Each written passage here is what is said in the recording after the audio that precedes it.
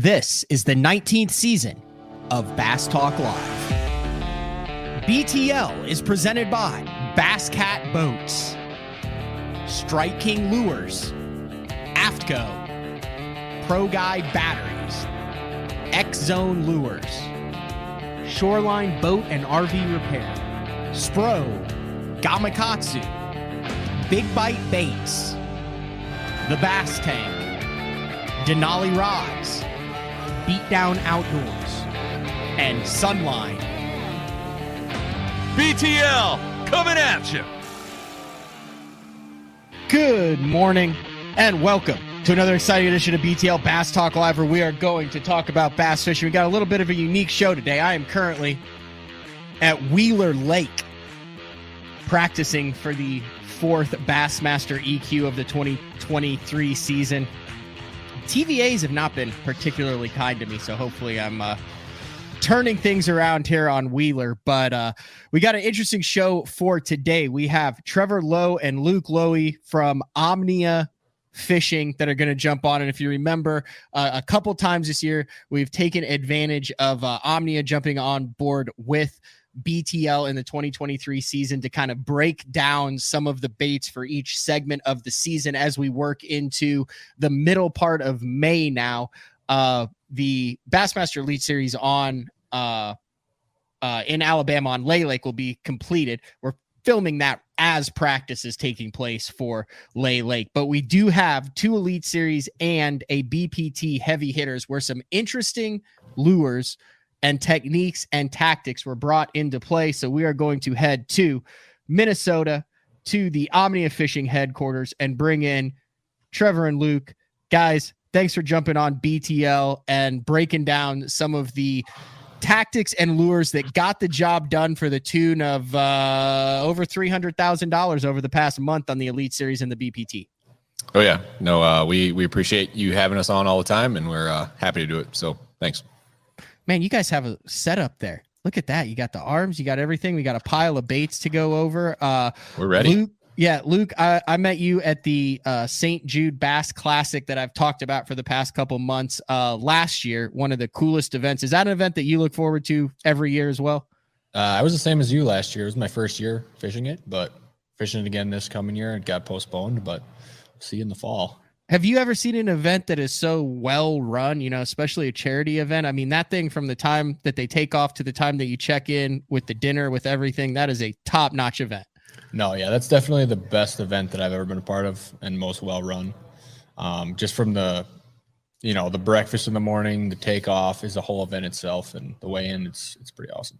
All right, Polish Pete is off taking care of business. We've had Trevor on before. Are you the marketing and pro staff director for Omnia, and you also handle a bunch on the backside, making sure all the reports and ambassadors and all that, like you handle a bunch of stuff over there. Yeah, that's kind of my role here.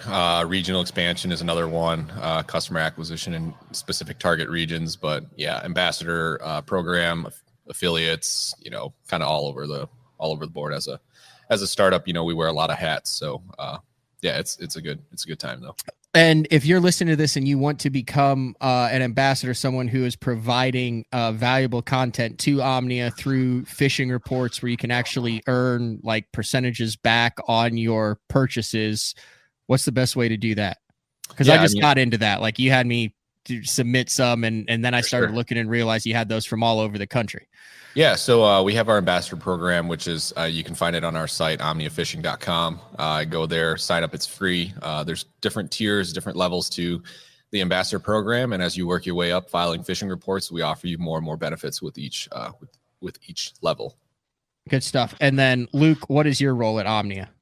I manage the social media accounts and just do a lot of video editing and production for just some videos that we put on the site, as well as just our social accounts. Nice. And then you also played ball at Minnesota, right?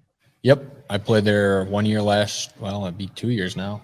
So yeah, played at Minnesota. Basketball. Yep. In the Big Ten. Yep.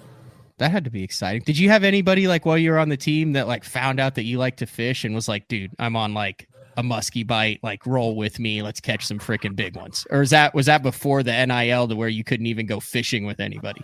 That was right at the beginning. There was a couple fans that found out and like took me out and wanted to fish with me. But there were some guys on my team too that were interested that I got on the ice one time, which was pretty fun. So it was cool taking guys fishing that had never fished. Because I always see, like, you know, I'm a big OU fan. Went to University of Oklahoma, graduated from there, and you always see these guys. Now, Brad Hallman's got me into the recruiting of the high school kids and stuff, and I'm always like, man, we got to start using the fisheries that are available in the area to get these kids to come to OU. Like, hey, you can come play at the Palace on the Prairie, the house that Bud built, and you can go down to Arbuckle and catch 8 to 10 pounders off the beds during the spring. We can get you hooked up with all that thing. Like, why would you want to go somewhere where like your max fish is a 4-pound northern strain when you could come down to Oklahoma and smash them and win championships? Yeah, it's rare to have a basketball recruit be interested in stuff like that, but it happens sometimes. That's actually what a small reason that got me out to William and Mary. That's where I went to that's what I did my undergrad at in Virginia. In Williamsburg, and the fishing was unbelievable out there. So, dude, I just got back from the Bugs Island Open, and I've spent some time on the Chickahominy River, on the James River, and this was down on the North Carolina border. But I am a firm believer now, after having spent basically a month fishing Virginia waters. Virginia is one of the most underrated states. It is the most, I will say it right now. I will say Virginia is the most underrated state when it comes to diversity and quality of bass in the entire country. They get no respect. It doesn't seem like very much, but dude, every time I've been out there, I've been massively impressed with the facilities, the people, the fans, the quality of fish, the size of the fish, the number of fish, the diversity of the fishery. It's a freaking great lake to catch bass in. 100%. Yep. Lake Chickahominy, which is the end of the river there. That's where I did all my damage in college. It's like 30 minutes from campus. So, and you fish for Minnesota as well. Yep. The final spring of my career, once basketball is over, I fished for the U of M. Okay. So you're both U of M graduates and alumni of the fishing program. Yeah. That's fair. Yeah. Is there anyone besides Felix that's on the national tour now that went to Minnesota? I don't think so. Not that I'm aware of. Yeah, just Austin. And I mean, he had success in obviously the FLW side of the college series when FLW was a thing. But yeah, the Elite Series, he's definitely doing all right there too. Yeah. All right, Trevor, what else do we have going on at Omnia Fishing? Is the BTL code still live? I should have checked with that before the show. I think I've got a banner for it. I'm horrible at codes. That is the worst thing that I'm bad at. I have a code for it. Omnia Fishing /BTL. If it's your first purchase with Omnia, you can use code BTL23 for 15% off your first purchase. And you can like literally go in and then you can like use your, what do you call them? Shopping buddies? What is that called? Where you can like use if you want some help on a lake that you're going to. We have a feature we call Shop by Lake. So essentially, you can go and look at a specific body of water. Let's just say Bugs Island, for example. If you've never fished there before, you can go to the lake page for Bugs Island, read up on fishing reports that are filed there, and then see what techniques, what baits are popular. You can add those to cart right from that page in our site. So. And then we also have personal shoppers. If you need help, we have like a live chat that, some of our team here will kind of help walk you through what they recommend as well. So if that's something you need help with, we can help with that. And then premium members, you're still working on optimizing and updating the lake temperature maps specific for what lake you want to go to. So if you want to see where it's colder, where it's warmer in your region, really cool deal. I'll be using it at Wheeler Lake to see possibly where I could find a shad spawn, where I could find some late spawners as I head there next week. Yeah, that's it's still currently in the beta testing phase, but it's made available to our premium subscribers right now. So as you alluded to, that's temp layers, and that's through satellite imaging, and I think we've got over 5,000 lakes of coverage across the United States. So most of your premier destination fisheries will have coverage on that. It might be a little spotty, but nonetheless, it's another tool that you can add to your arsenal to help you break down a lake and find fish better. All right. Speaking of breaking down, we're going to break down 3 major events that went down over the past month. We're going to kick things off with Red Crest on Caney Creek and Bussy Break. I think I'm saying that right. I always get it wrong. I think it was Heavy Hitters. Yeah, it was heavy hitters. The MLF BPT heavy hitters won by Alton Jones, keeping the Joneses streak of heavy hitter championships alive. It was I saw a picture there of Alton and then Alton Jr. standing next to each other with the belts. And I mentioned this in a previous BTL, but I couldn't help but smile. I was doing some Bugs Island research on YouTube, and Lynn Dollar. If either of you guys checked out Lynn Dollar's YouTube channel, I've heard that name, but how old are you, Trevor? 28. And how old are you, Luke? 24. Okay, I got it over a decade on you guys. You guys need to go to Lynn Dollar. It has almost all of the FLW and the Bassmaster videos, the full TV videos from like the 80s, 90s, and 2000s. It's really cool stuff. Yeah, because I'm sure I've stumbled upon that hours channel. Of entertainment there if you're sure. a fishing dork like me. But anyway, one of them that I was watching, Alton, was a young, spry lad, and he was up there, and Alton Jr. couldn't even see. He had his kids up there, couldn't even see over the weigh-in table. He was like 7 years old, and Fishburne was interviewing Alton Jr. Sure. And now here he is. He's won 2 in the past 3 years. But when we had Pete on before, I think our main topic of discussion was the what are we calling it now? Fuzzy dice is not the correct. It's called the dice. What's it called? Dice rubber. Dice rubber. Yeah. And that was kind of all the rage. And since then, I've seen it going for absolute insane amounts of weren't you saying you saw it for like $40 a pack of the dice rubber? Yeah, there's a local shop here in the Twin Cities metro, and I think they specialize in JDM stuff, and they brought it over, and they've got it for like $40 a bag, which is, I'm sure, like every tournament now where there's like 3 or 4 of these guys that use the JDM stuff, Pete's like, oh, this is going to be a lot more work for me trying to get this out of the Omnia store after every single week. I mean, is that a thing that, because I know you guys have like the board where you're watching what's going on and everything. Oh, for sure. Yeah, it's JDM products they're challenging in the sense that, you know, when people see anglers having success with it on, you know, the pro tour, they get super hyped up for it, but the supply chain in terms of getting it is just kind of challenging. So that's definitely something Pete has to juggle as the head of merchandising here. All right, the G Crack Bellows Gill and Bellows Shad, that is a JDM product. Is that a JDM product as well? I mean, G Crack, yeah, I guess you could call it JDM. I think it's becoming more and more common here in the United States, but yeah, I would say so. I've talked with Alton Jr. about this on BTL before, but this is $100,000 winning bait now. He was using both the gill and the shad during his victory, and you guys have a couple packs of each. Talk a little bit about those baits and kind of what makes them unique. It's definitely an out-of-the-box bait for traditional bass fishing. Yeah, I mean, the gill is a little bit thicker and wider than the shad, but they got these, I don't know, how would you describe that? There's like a core to them with ribs. Yeah. So if you look at the profile of the bait, it's a bluegill or a shad profile. And the cool thing about them is they can be rigged either horizontally or vertically, depending on the action that you want, like the gliding action. So he was rigging one vertically.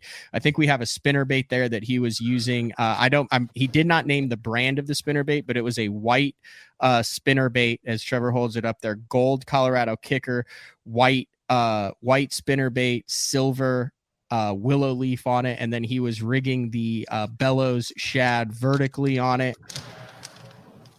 Yeah, and I mean that's definitely what it looked like. Obviously, I don't think we had the white color of the Bellows Shad in stock, but that's the gist of what it was. And to your point, you know, he didn't mention what particular brand spinner bait, but I believe it was a gold Colorado blade and then a silver willow.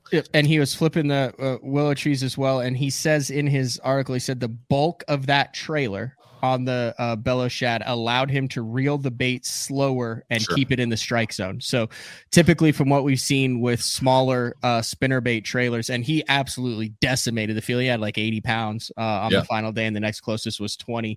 So obviously the G-Crack Bellows gill and then the Bellows Shad. Now the difference, do you have the gills and the shads there? What's the difference between the two of the shad and the gill? Yeah, it looks like the gill is just a bigger profile. Those ribs are a little bit longer and appendagier, if that's even a word. The shad seems more like a streamlined profile, probably better on a chatterbait trailer, spinnerbait as a trailer, whereas the bellows gill might have too bulky of a profile to do that. I know that it's a pretty heavy bait on its own. So guys up here will fish it weightless, kind of like you would a Senko, Texapose and everything like that. So I think that's probably the main difference, but similar action, a lot of kind of whippy tail action as you're retrieving it. And especially if you're throwing off some sort of a vibration with a spinner bait or a chatterbait, that's just going to add to the action. All right, awesome. Let me bring this up on the screen here. Share screen, Windows. There it is, right there. So obviously, right now they're out of stock. At Omnia, you have a couple packs of some key colors, right? And I think that's that's accurate in the sense that when a big time tournament is won on a specific bait, we see sales come in really, really fast on these particular products, and it's just a matter of, like I said, supply chain and getting those back in stock as they clear out. So, but you can also do either the notify me when it's back in stock, or you can order it and then it'll ship as soon as it is back in stock, correct? Yeah. So I don't believe we do shipping, or we don't allow orders to be placed on something out of stock. But if you hit that little notification button to notify you when it gets back in stock, we'll tell you as soon as they're scanned in. And actually, if you're a premium member, we let you know 2 hours in advance. So okay. And there are a lot of the bellow gills colors that are in stock. I've personally seen these baits. They're wild looking, man. I mean, they're not as wild looking as the dice rubber, but they're definitely a bait that has gotten my attention and has won over $250,000 over the last couple years. So yeah, it's like I said, it's a good bait. I personally throw it quite a bit up here in these natural lakes around grass and fishing it weedless and weightless as well. But they do have a good scent to them as well, which is something worth do they noting. Do the squid scent, or what does it say on that package as their scent? I don't remember what one of them does the squid scent. Is that the Kitech? Yeah, that's the Kitech. The gill bag is full of, you can see it's full of scent. I don't know if you can see it on camera. Yeah, it's juicy. It's juiced up in there. So yeah, it reminds me of like a pack of ramen. If you ever open up like the cup noodle, it kind of smells like that to me. So okay, all right, something worth trying. The interesting thing about the rest of the top 10 of heavy hitters is a lot of stick baits and just traditional Texas rig plastics got the job done there. You had Dakota E-Bear, who was throwing just your standard Strike King Ocho. You had Andy Montgomery, who was flipping Z-Craw. You had Randy Howell, who was flipping a Flapping Hog. Josh Bertrand, who was flipping a Pit Boss. Bradley Roy, who was flipping a creature bait as well. And then Brian Thrift with that 9+ pounder. Primarily his deal was a chatterbait with a Demiki 5-inch Demiki armor shad on the back, and the rest of the guys were just flipping there. So unique bait wins heavy hitters. Pretty standard fare for that part of the country for the rest of them. Anything else on heavy hitters that stuck out to you guys bait wise? I think so. No, not really. I think Alton blew away the field, which is crazy. So he did. Generally, it's closer than that. Then we moved over to Lake Murray, which when you get to the blueback herrings, the third stop of the Elite Series season, you're talking a very interesting tournament here. We had fish on beds. We had some post spawn fish. We had a little bit of a shad spawn, some herring chasers, a number of different baits. Drew Benton wins that. The first several days, primarily bed fishing, and then moving to a wake bait and a Bagley's Pro Sunny B as the tournament went on. He also flipped a fighting frog in that one. Do you guys have a fighting frog there? Yeah, I think one of the specific colors is Tilapia Magic that that a lot of the guys like. So yep, tilapia magic. He was also flipping a watermelon red, green pumpkin laminate in the Fighting Frog, which is some of the new, a number of different colors in the Fighting Frog, but a lot of questions about why that Fighting Frog from Big Bite, regardless of whether you're sponsored by Big Bite or not, is used. And it is if you could hold that bait up, Trevor, and then show, if you get it close to, just kind of move that thing around and show how there's different cuts all throughout that bait, like on the side. There's a cut on the side of the bait, and then there's a tab on the back. The back of the bait has a slit in it. That bait is designed to collapse on the hook set. So you can put either a flipping hook in it, or it was designed by Rojas around a number 4 EWG Superline Gamakatsu to have very little plastic between the bait to be able to still rig it Texas and weedless. Very little plastic between the bait and the hook point. So when you set the hook, everything collapses and moves out of the way. And I think you see Drew Cook, Drew Benton, Rojas, obviously some of the best sight fishermen in the world, really rely on that Fighting Frog when it comes to bed fishing. Yeah, I mean, I think to your point there, that's it's definitely one of the best bed fishing baits out right now. You know, most everybody's throwing it when they're sight fishing, and yeah, it's when you have fish that are picking baits off of the bed, you know, potentially if you have an exposed hook, they'll just grab the back end of it. So when you can texapose a bait like this so that they don't feel that hook point, then have a really good hookup ratio with a thin piece of plastic, that's definitely going to help your chances of landing more fish. Good stuff. There's the Fighting Frog. Also, some of the more memorable catches that I remember from the Lake Murray event was Hunter Shryock with the Chapo. Obviously the rage. Remember what Chris Lane did with that thing on Toledo Bend, what James Watson did back in 15 in the fall on Table Rock, when we first saw the introduction really on a national stage of a river to sea whopper plopper. Berkeley's version, the Chapo, hard plastic tail on it, multiple sizes, but some ferocious strikes on Lake Murray up shallow by Hunter Shryock on that Chapo in like a bone color. Mm-hmm. Yeah, he was catching them shallow in the shadows, and you know, mixing between the Chapo and the General. He had some pretty insane fish catches, like right at the base of docks. Yeah, there was one where he just was like around 2 or 3 different dock posts and had like a 6-pounder on with like 8-pound test or something like that, and it was just wild. It is. And one of the things that I've noticed over the first 3, you know, with eBear flipping in heavy hitters and Shryock wacky rigging, and there's been a lot of different across the board stick baits, whether it's Yamamoto Cinco, a trick stick, a General like you're holding here, a Yum Dinger. A lot of stick baits have played in 2023. It's ironic as we get crazier and crazier with the JDM stuff and more action and big swim baits. A lot of money being put in the bank just with either a Texas rig, Nico or Neko rig, or a wacky rigged weightless in the stick baits. And the General definitely getting the job done there too. Yeah, it doesn't seem like 5-inch stick baits are going away anytime soon. They still catch fish everywhere, and I think that just proves it. At Omnia, what do you guys do when an unreleased bait does well? We saw a tournament leader there throwing what are they calling it? The cull shad, the kind of internal rigged system soft swim bait along. We've seen Kennedy, who at Santee caught him on a mag draft. Yep. But like that Berkeley cull shad, we've seen that play that was played at Red Crest. That played a little bit in that. Mm-hmm. So is that just a deal where you're like, no, you can sell a ton, but you have to wait until that company gets them to you? Yeah, that's essentially what it is. You know, we have our team here that builds out the pages on our site so that, you know, we're not scrambling once they come in. If we can get images and pages built out as soon as they get checked in, you know, they're live. They go out as soon as we're able to start selling them.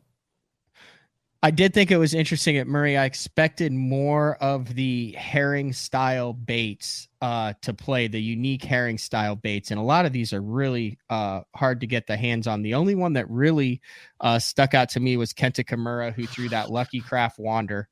And there's a picture of that, just a really unique style, kind of a mix between a topwater walking bait, a jerk bait, and a wake bait. But if you are familiar with the herring baits around that Hartwell, Murray, Clarks Hill area, that Lucky Craft Wander typically gets the job done. And then you also had your standard shaky heads and flukes and Jason Williamson, and I think Bernie Schultz also threw an actual whopper plopper in the powder cover, in the powder color. So pretty standard for Lake Murray.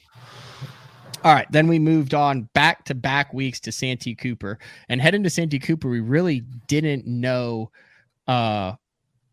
what was going to go down there because it was a weird time of year. The bite was really good for some guys and really bad for others. In the end, Luke Palmer with one of the most dominating victories that I can recall in Elite Series history. I think he had about 96 pounds of fish, live scoping them off of cypress trees, primarily just with two main baits, the Yum Woolly Bug and the Yum Bad Mama. There's a picture of those two in that. Yeah, to your point there, in dominating fashion for sure. Looking at the leaderboard, I think the top 10 was separated by like 40 pounds, which is just crazy to think about. So the most thing that stuck out to me was the comeback that Mark Menendez had, primarily on the Strike King Cutter Worm. And you can look at the Strike King Cutter Worm as another Cinco style bait, but pull one of those cutter worms out there if you can, Trevor. And I'm really interested in some of the vibrating action. It's really a stick style bait, but it offers a lot of vibration in that tail. Yeah, it's a really big tail, tons of action, and you have to detach it from the body here. But we'll leave this one attached for. Yeah, that's got to go back in. Got to go back in the pack. But just reeling that, you can fish that like a Texas rig. You can fish it on a Carolina rig. You can put a small weight in front of it and reel it straight in like a spinner bait or a chatter bait. A bunch of different stuff that you can do with the Rage Cutter Worm for Mark Menendez to have a top finish there at Santee Cooper. And then also always a big fan of anglers catching them on baits that they designed. Drew Cook with an example of that. And I don't know if you can open up those packages, but he designed, it's called the Quarantine Craw. Yep. And he had a top 10 finish on the Quarantine Craw, which is basically a small 4-inch Cinco, but it's got the fighting frog appendages coming off of the bottom of the Cinco. So it can be fished more like a Ned. He was fishing it in and around the trees and also on sight fishing on there as some of the unique baits. But we saw some plugs play. We saw the fighting frogs play again. Brandon Cobb was using a wacky rigged Zoom fluke stick. And then in some of the cases, he was cutting the little tail off of the fluke stick to make it just a straight stick bait and skipping it around. And then I also thought this was interesting. Brandon Polinick, he signs with Megabass, and I had not seen this Megabass jerkbait before, but that is the Kanata. You know anything about that bait? It's just it's a beefed up jerk bait. You're throwing it on bigger tackle. It's not your typical light line jerk baiting, I guess. But yeah, big profile, hopefully eliciting big strikes, big fish. So yeah, pretty cool to see that play rather than just your standard Vision 110. And then Steve Kennedy was chucking around the Megabass mag draft. Oh yeah. Hard to beat that this time of the year, especially when you're dealing with a shad spawn, a bluegill spawn, big bass. Yeah, it's just it's a bait that's catching fish everywhere right now, and it seems like everybody's throwing them. Everybody is finding success in throwing them, and it's a super easy bait to throw. I mean, you tie it on, you cast it out there, you can skip them, everything, and you just wind it back. When it comes to that 6-inch mag draft at Omnia, is that one of the most popular, what you would consider bigger bigger baits, I mean, I would imagine that the sales on that would have to be steadily improving, especially since it seems like every year there's been top 10s where someone's been like, dude, I was just chucking a mag draft around. Yeah, I think that's accurate. We're constantly having to put in reorders for Megabass as quick as we can, because I mean it's selling, and Luke can kind of talk to just the amount of engagement you get if you do anything mag draft related on social. Yeah, people love to have an opinion about the mag draft and some of the other baits that are being designed around it. But yeah, like Trevor said, it flies off the shelves here, and we just got some new colors too, which is exciting. I mean, another version of a white mag draft, which there was 2 out and people were buying those out like crazy. So now there's another one. So that's exciting for sure. Yeah, I think they just came out with 3 new colors. So, but that's kind of a wrap up. Like I said, some interesting baits in each one. Some baits that the guys designed. Some Japanese baits. There was at Lake Murray. We have to end with this one. Yeah. Let's see if I can get down to. Gotta talk about it. Yeah, this is another one that. Kioya. That Polish Pete is probably. You're saying it Keto Fujita? Kioya. Kioya? I think that's the way to pronounce it, but I should. All right. This is the Jackal Drift Crab Mini. Now, if you were carrying this thing in stock beforehand, that you're either live on the coast or are right. Nostradamus, but this thing is going to be hard. Like, do you think this stuff is going to start move? Like, that's what he used to finish in the top 10. That it's just someone describe that for me. Yeah, I mean it's kind of like a mix of a crab with it looks kind of like spiderish too, which is it's like a mix between a spider and a crab, a weightless deal. He is throwing that on the deal, so he is going to continue to befuddle tackle manufacturers for years to come. I'm convinced, honestly, that he could tie whatever he wants on and put it on a hook and convince the world to buy it at this point. I mean, he's been having a stellar year.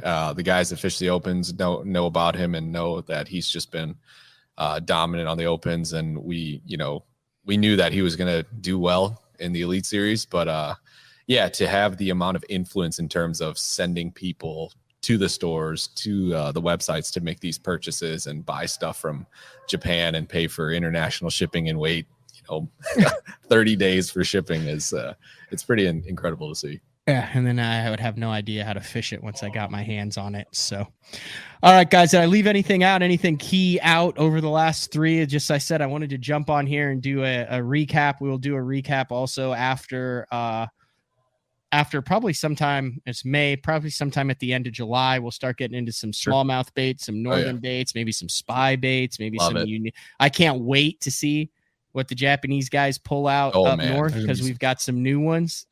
I think it's going to get pretty Western. It's those guys, they definitely know how to catch smallmouth too, and you put a spinning rod in their hands, they'll figure out how to throw air on it. Yeah, it's good stuff. All right, BTL special edition bait breakdown with Trevor and Luke from Omnia. Like I said, go to omniafishing.com. You can check all this stuff out. omniafishing.com/BTL. How much percent off is it the first purchase? I think it's 15%. 15% off your first purchase with it. So, all right, guys, thanks for jumping on BTL. I greatly appreciate it. You can go put that stuff back on the shelves now. I don't think we ruined any of it. We didn't have to open up any packs that required opening. So. Correct. Cool. Thanks, Panger. Appreciate it. All right, thanks, guys. Have a good one. You too. All right, wrapping things up. We'll be back on Thursday with the man Frank Scalish with another day 4. Until then, everybody, stay tuned.